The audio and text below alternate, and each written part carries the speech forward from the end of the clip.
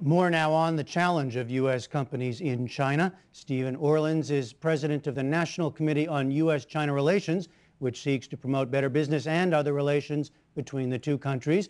Peter Navarro is professor of economics at the University of California, Irvine, and author of Death by China, Confronting the Dragon.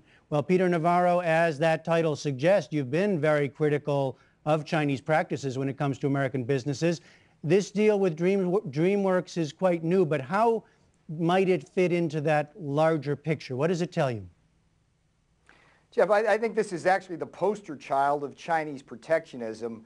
If you look at the deal, basically DreamWorks is forced to take a minority stake in the deal. Basically, they have to transfer their animation technology to what will eventually be a future competitor. Most of the animation and therefore most of the jobs are going to be in China, and the revenues that we're likely to see over the course of that venture would probably amount to little more than paying for 1 day of our trade deficit to China. It's a poster child of the conflict between corporate goals and the goals of this country, and CEOs like Jeffrey Katzenberg today, GE's Jeff Immelt, Jim McNerney at Boeing, they have consistently made these forced technology deals, and the American worker and the American economy is really suffering. And I just, and then you hear the president talk about getting tough on China, and it's a farce. All right, let me get Stephen Orlins in here. What do you see in a deal like this? I see DreamWorks getting close to their customer. I see them creating content for the Chinese market. I see that, 10 years ago when China acceded to the WTO, these quantitative restrictions that exist on on all foreign movies going into China were agreed to. So this is not something that's new. The structure that they adopted was the only structure that they could use. But it was 10 years ago that this was agreed to, and there are restrictions in other countries. There are restrictions in France, there are restrictions in Canada, who are for cultural heritage reasons. So this should be a very profitable deal for them, and I think a good one. You're saying, just to stay with you, so even though the joint venture route is the only way that DreamWorks could get in, and as in a case like this, where it's the American company that has the competitive advantage going in, you still think it's a good deal for them to go this route? Well, the media is not a poster child for anything. Media restrictions exist in virtually all countries. So that, I don't think it's fair to say that's a poster child, because again, as I said, as part of the WTO accession agreement, we, the U.S. government, and all the members of the WTO agreed to some restrictions in this area. So that's not a poster child. I think at this point, almost 75% of U.S. investment into China is done through what is called a wholly foreign-owned enterprise. So it is not joint ventures. Of the 110 billion invested, almost 80 billion of that was through wholly owned foreign enterprises. So the idea that they're forced into joint ventures is not the case. Some people choose to join joint ventures because it brings you closer to the customer. The partner brings distribution capability. It brings other capabilities that make it 1 and 1 make 3. Well, Peter Navarro, you broaden it out now from the media world to the more general situation for American businesses going in. What other challenges do you see? Well, first of all, Stephen's just factually dead wrong. The WTO does not allow forced technology transfer, period, and that's kind of the deals that our American corporations are engaged in. Now, let me say that the bigger picture here is that China basically, since they joined the WTO, we have lost 57,000 factories.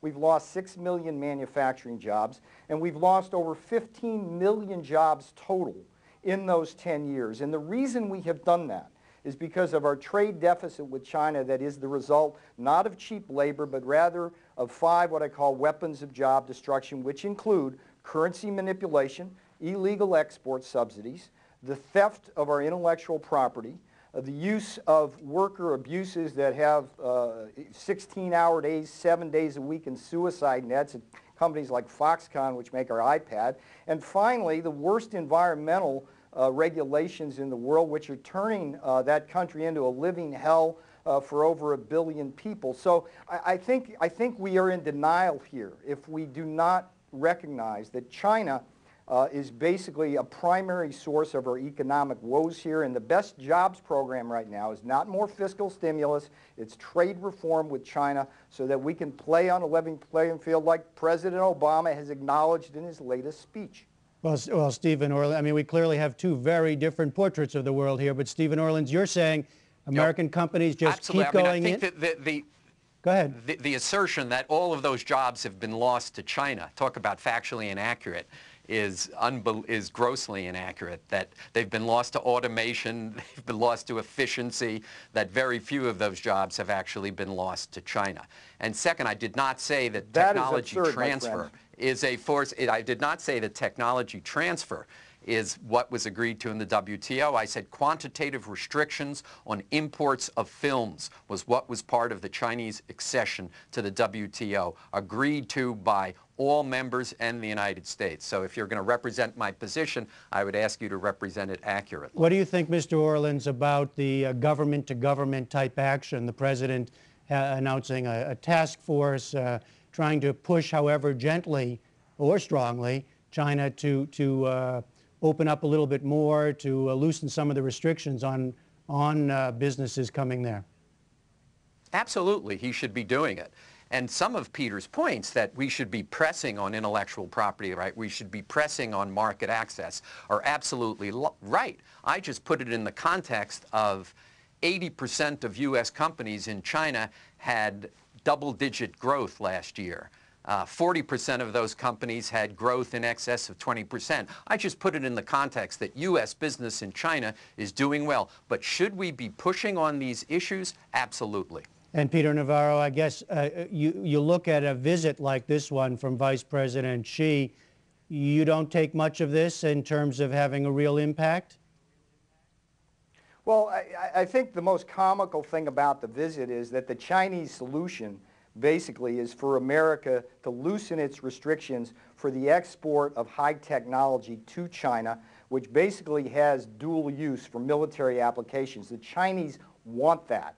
And basically what we're seeing right now as we go into Walmart and we buy this illegally subsidized cheap Chinese junk, they are using those Walmart dollars basically to finance the most rapid military buildup we've seen in a very, very long time. So the Chinese basically have a strategy.